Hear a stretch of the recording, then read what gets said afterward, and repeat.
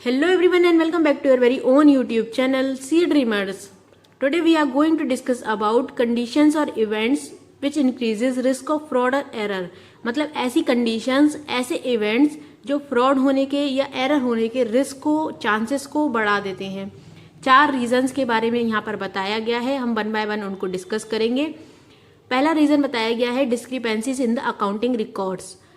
Accounting records में गलती होना, कमी होना. Transactions that are not recorded in a complete और टाइमली मैनर और आर इम्प्रॉपरली रिकॉर्डेड. मतलब ट्रांजेक्शन्स या तो पूरी तरीके से रिकॉर्ड नहीं किए गए हैं, अगर रिकॉर्ड करे हैं तो कंप्लीट रिकॉर्ड नहीं करे हैं, और कंप्लीट रिकॉर्ड करे हैं तो प्रॉपरली रिकॉर्ड नहीं करे हैं. मतलब अगर जिस तरीके से ट्रांजेक्शन्स को रिकॉर्ड किया जाना चाहिए था उस तरीके से ट्रांजेक्शन्स रिकॉर्ड नहीं करे हैं, आधे रिकॉर्ड करे हैं या फिर रिकॉर्ड ही नहीं करे हैं. तो ये सब चीज़ें होती हैं जिनकी वजह से फ्रॉड होने के या एरर होने के चांसेस डेवलप होते हैं, इंक्रीज होते हैं. अनसपोर्टेड और अनऑथोराइज्ड बैलेंस और ट्रांजेक्शन्स. जो ट्रांजेक्शन्स हैं वो अनसपोर्टेड हैं, मतलब उसके अगेंस्ट में कोई बाउचर नहीं है, कोई रिसिप्ट नहीं है, अनऑथोराइज्ड है. तो ऐसे सब ट्रांजेक्शन्स एरर के चांसेस को, फ्रॉड के चांसेस को डेवलप करते हैं. Last minute adjustment that significantly affect financial results. जब हमारी बैलेंस शीट प्रिपेयर हो रही होती है, नॉर्मली 31 मार्च को हम मानते हैं कि हमारा फाइनेंशियल ईयर क्लोज होगा, तो 31 मार्च के आसपास यानी कि उसके पहले की कोई भी तारीख हो सकती है जो उसके बहुत क्लोज है. उस टाइम पर अगर लास्ट मिनट पर कोई एडजस्टमेंट किया गया है बिल्कुल उसके थोड़े दिन पहले ही, तो ऐसे सब एडजस्टमेंट जो होते हैं वो फ्रॉड को कंसील करने के लिए होते हैं, फ्रॉड को छुपाने के लिए किए जाते हैं या फिर मिस एप्रोप्रिएशन को छिपाने के लिए किए जाते हैं, क्योंकि फ्रॉड इंटेंशनली किया जाता है और एरर अनइंटेंशनल होती है. तो अगर ऐसी कोई एडजस्टमेंट की गई है इसको हम मानेंगे कि ये फ्रॉड के लिए की गई है. ऐसे एडजस्टमेंट फ्रॉड छुपाने के लिए किए जाते हैं.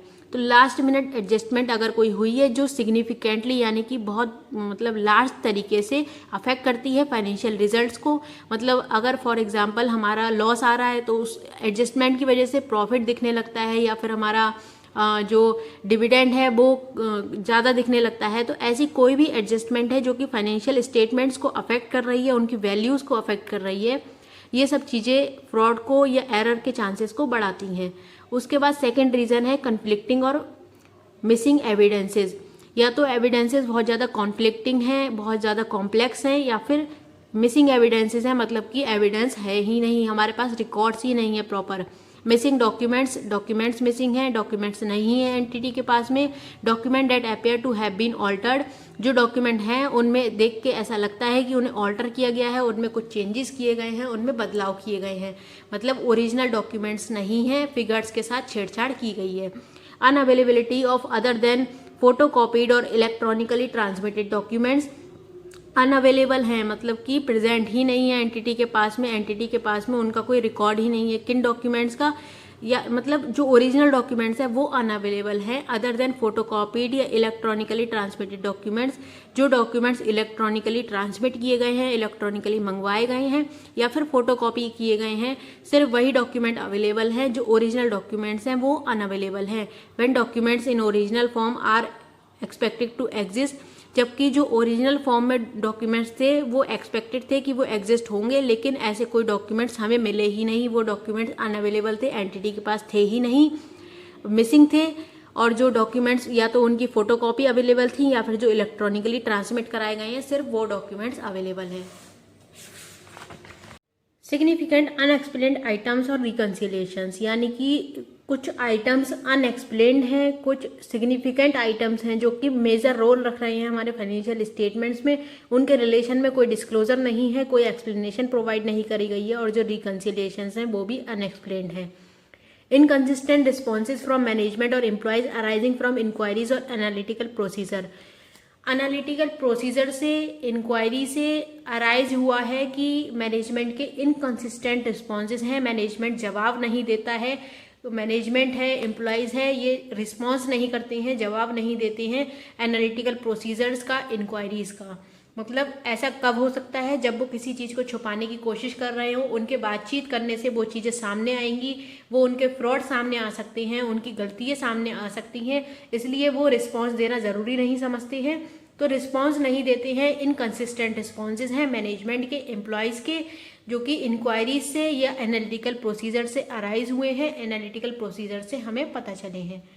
Unusual discrepancies between the entities record and confirmation procedures, जो कन्फर्मेशन रिप्लाईज हैं या फिर एंटिटी के रिकॉर्ड्स हैं, उन दोनों में अनयूजुअल डिस्क्रिपेंसी है, वो दोनों आपस में मैच नहीं करते हैं एक दूसरे से। रिकॉर्ड्स में कुछ और कहा गया है, जो कन्फर्मेशन रिप्लाई दिया गया है उसमें कुछ और कहा गया है। कन्फर्मेशन रिप्लाई का क्या मतलब हुआ, जैसे कि अगर हम डेटर्स चेक कर रहे हैं, ट्रेड रिसीवेबल्स चेक कर रहे हैं, तो ट्रेड रिसीवेबल के केस में हमने ऑडिट प्रोसीजर में पढ़ा था कि जो ऑडिटर होता है वो डायरेक्ट कंफर्मेशन ले सकता है जो हमारे डेटर्स है उनसे, कि भाई जो एंटिटी के पास रिकॉर्ड में जो वैल्यू आ रही है वही वैल्यू आपके पास है या नहीं है। ऐसा तो नहीं है कि एंटिटी ने वो अंडर स्टेटेड अमाउंट लिखा हो या फिर ओवर स्टेटेड अमाउंट लिखा हो। तो हम अपने डेटर से डायरेक्ट कंफर्मेशन मंगाता है ऑडिटर, ये मैच करने के लिए कि जो एंटिटी के रिकॉर्ड में वैल्यू है वही वैल्यू उस बंदे के पास है या नहीं है, कहीं वैल्यूज आपस में मिसमैच तो नहीं कर रही हैं। तो कुछ अनयूजुअल डिस्क्रिपेंसीज निकली हैं अकाउंट्स में, जो कि एंटिटी के रिकॉर्ड्स और कंफर्मेशन रिप्लाईज के बीच में है। Fewer responses to confirmation other than anticipated or a greater number of responses than anticipated. क्या मतलब हुआ इस पॉइंट का, इसका मतलब हुआ कि जितना हमने एंटिसिपेट किया था, जितना हमने एस्टिमेट किया था कि एंटिटी जो रिस्पांस देगी वो इतना रिस्पांस देगी, ठीक है, तो जो कंफर्मेशन के लिए जो रिस्पांस था वो एंटिटी का कम था जितना हमने एंटिसिपेट किया था उससे, या फिर जितना हमने एंटिसिपेट किया था उससे बहुत ज़्यादा रिस्पांस दिया एंटिटी ने। तो ऐसा कब होगा, एंटिटी कम रिस्पांस कब देगी, जब वो किसी चीज़ को छुपाना चाह रही हो, कि अगर वो बातचीत करेगी तो वो सब चीज़ें सामने आएंगी और ज़्यादा क्वेश्चन आएंगे और ज़्यादा उसे आंसर देने पड़ेंगे। तो एंटिसिपेटेड रिस्पॉन्सेज से कम रिस्पॉन्स दिया एंटिटी ने। और ज़्यादा रिस्पॉन्स कब देगी, जब वो किसी चीज़ को ओवरलैप करना चाह रही हो, किसी चीज़ को छिपाना चाह रही हो, ये भी इस रीज़न की वजह से हो सकता है। थर्ड पॉइंट है unusual relationship between auditor and the management, मतलब ऑडिटर और मैनेजमेंट के बीच में एडवर्स रिलेशनशिप, ऑडिटर और मैनेजमेंट के बीच में अनयूजुअल रिलेशनशिप। इसका क्या मतलब हुआ कि undue time pressure imposed by management to resolve complex issues. Management auditor के ऊपर अनड्यू प्रेशर डेवलप कर रहा है, उसके ऊपर दबाव डाल रहा है कि जो भी कॉम्प्लेक्स इश्यूज हैं, जो भी आपको कठिनाइयाँ हैं, जो भी आपको दिक्कतें लग रही हैं, उनको जल्दी से जल्दी सॉल्व करिए, उनको जल्दी से जल्दी रिजॉल्व करिए। तो ये ऑडिटर के ऊपर एक गलत तरीके से प्रेशर डाला जा रहा है जिससे कि वो सारे फैक्टर्स चेक ना कर पाए, सारी चीज़ों को चेक ना करे, सारे ग्राउंड्स चेक ना करे। ये मैनेजमेंट ऑडिटर के ऊपर एक अनड्यू प्रेशर डाल रहा है जिससे कि वो जल्दी से जल्दी अपना काम निपटाए, जो भी कॉम्प्लेक्स इशू है उन्हें जल्दी से जल्दी सॉल्व करे, क्योंकि ऑडिटर अपना टाइम देगा तो वो और ज़्यादा चीज़ें निकाल सकता है और ज़्यादा फ्रॉड्स को पकड़ सकता है। Complaints by management about the conduct of the audit, management complain कर रहा है, मैनेजमेंट को शिकायत है जिस तरीके से ऑडिट कंडक्ट किया गया है उससे। Particularly in connection with auditors critical assessment of audit evidence, particularly किस चीज़ से शिकायत है उन्हें कि ऑडिटर ने जो क्रिटिकल असेसमेंट किया है ऑडिट एविडेंस का, मतलब ऑडिट एविडेंस ऑब्टेन करने के लिए ऑडिटर ने हर चीज़ की बहुत अच्छे से जांच पड़ताल करी, उस चीज़ से मैनेजमेंट को दिक्कत हो रही है। और in the resolution of potential disagreement with management, और जो पोटेंशियल डिसएग्रीमेंट थी, मतलब ऑडिटर मैनेजमेंट से डिसएग्री कर रहा था, वो मैनेजमेंट की बात नहीं मान रहा था, जो मैनेजमेंट कहना चाह रहा था मैनेजमेंट ने अपनी तरफ से कोई सेटिस्फाइंग आंसर नहीं दिया अगर ऑडिटर को, तो जाहिर सी बात है कि ऑडिटर उसकी बात से डिसएग्री करेगा, ऑडिटर और ज़्यादा क्रिटिकल असेसमेंट करेगा। तो जब ऑडिटर और क्रिटिकल असेसमेंट कर रहा है तो उससे मैनेजमेंट को दिक्कत हो रही है। ये सब चीज़ें जो हैं वो ऑडिटर के और मैनेजमेंट के रिलेशनशिप को अफेक्ट करती हैं, उनके रिलेशनशिप को एडवर्स करती हैं, गलत करती हैं। Unusual delays by the entity in providing requested information, entity जो है वो ज़बरदस्ती की डिले कर रही है, ज़बरदस्ती टाइम लगाती है जो इन्फॉर्मेशन ऑडिटर ने मांगी है उसको प्रोवाइड करने के लिए। जैसे कि ऑडिटर पहले ही कह देता है कि आप मुझे, जो हमने ऐसे 210 में भी डिस्कस किया था, कि आप मुझे अनरिस्ट्रिक्टेड एक्सेस प्रोवाइड करेंगे एंटिटी की सारी इन्फॉर्मेशन के लिए, अगर कोई एडिशनल इन्फॉर्मेशन मैं मांगूंगा तो वो आप मुझे प्रोवाइड करेंगे, और अनरिस्ट्रिक्टेड एक्सेस प्रोवाइड करेंगे एंटिटी के सारे एम्प्लॉयज़ के लिए, एंटिटी के सारे पर्सनल्स के लिए। तो फिर अगर मैनेजमेंट ऑडिटर ने जो इन्फॉर्मेशन मांगी है उसको प्रोवाइड कराने में डिले करता है, तो ये चीज़ भी एक कारण होती है कि मैनेजमेंट के बीच में और ऑडिटर के बीच में एडवर्स रिलेशनशिप क्रिएट हो जाएगा। एंड अनविलिंगनेस टू ऐड और revise disclosures in the financial statement to make them more complete and understandable. मतलब क्या हुआ इसका कि जो हमारे आउटसाइडर्स होते हैं, जो थर्ड पार्टीज होती हैं, जो बाहर के लोग होते हैं, जिनको हम अपने फाइनेंशियल स्टेटमेंट शो करते हैं, क्योंकि फाइनेंशियल स्टेटमेंट्स कंपनी के केस में पब्लिक को व्यू करे जाते हैं, जो बैलेंस शीट होती है वो पब्लिक को प्रेजेंट की जाती है, जिससे कि पब्लिक उसके एनालिसिस करके कंपनी के शेयर खरीद सके, कंपनी में पार्टिसिपेट कर सके।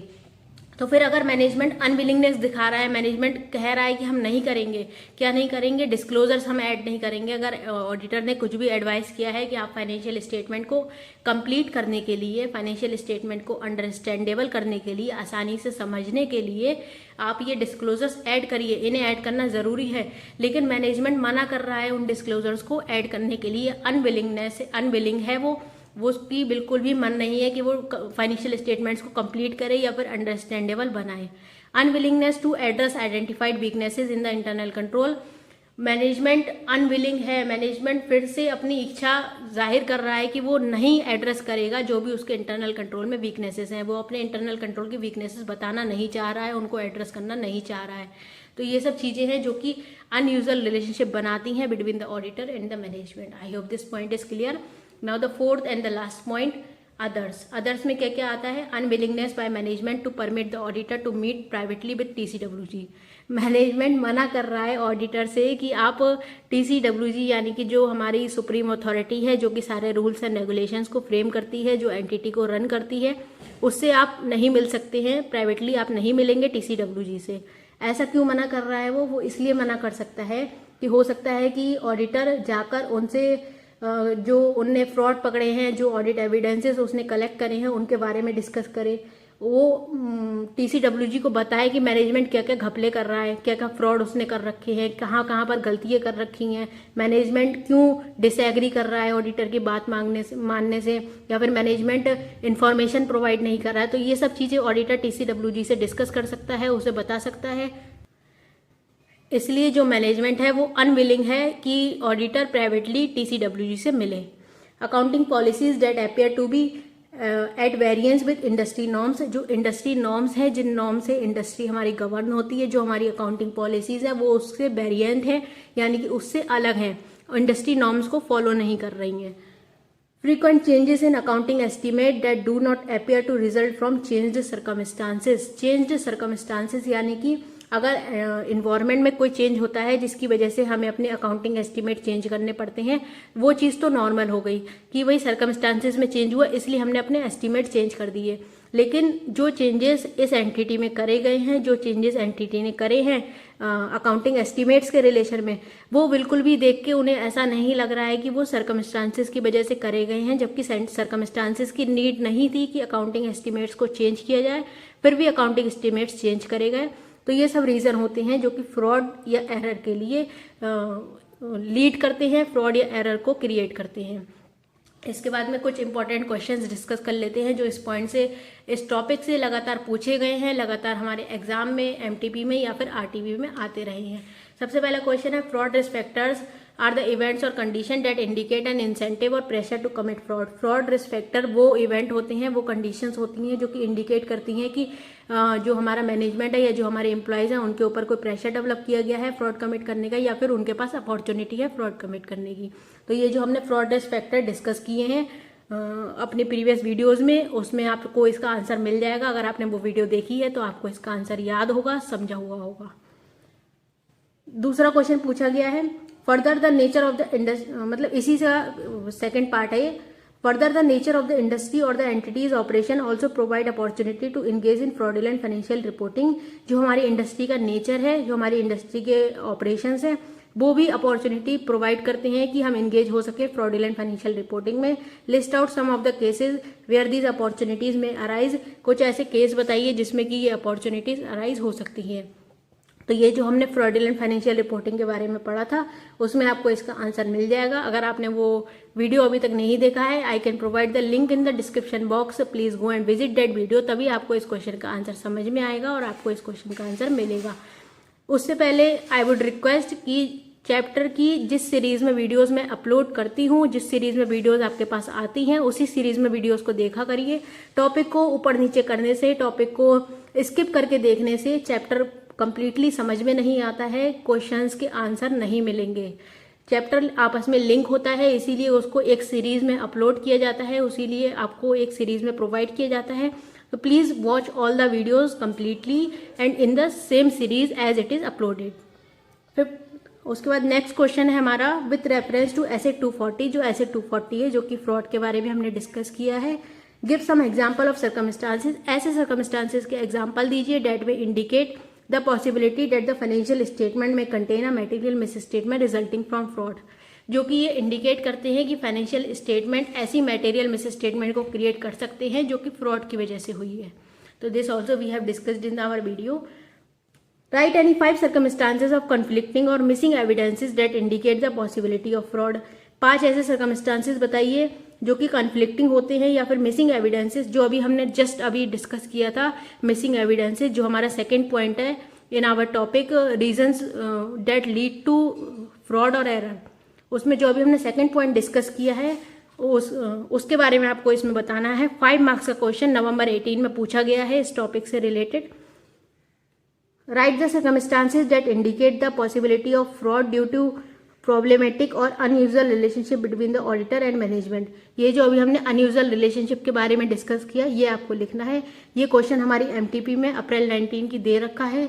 पॉसिबिलिटी है इस क्वेश्चन की एग्जाम में आने की, तो अगर आया ये क्वेश्चन तो 5 मार्क्स में ये क्वेश्चन आपसे पूछा जाएगा। I hope this point is clear. Next we are going to discuss about the fraud reporting in our next video. Till then अगर आपको इस वीडियो से रिलेटेड कोई भी डाउट है, कोई कंफ्यूजन है, you can ask in the comment section.